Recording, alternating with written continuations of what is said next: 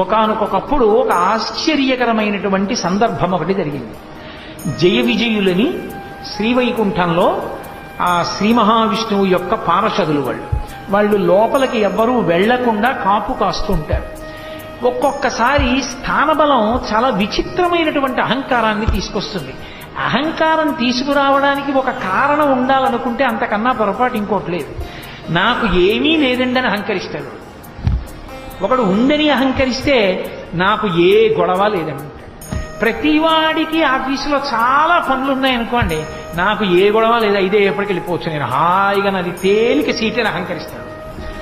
అహంకరించాలన్న కోరిక ఉండాలి, కానీ అహంకరించడానికి ఒక ప్రత్యేకమైన విభూతి ఉండవలసిన అవసరం లేదు. ఏమీ లేదని కూడా అహంకరించవచ్చు.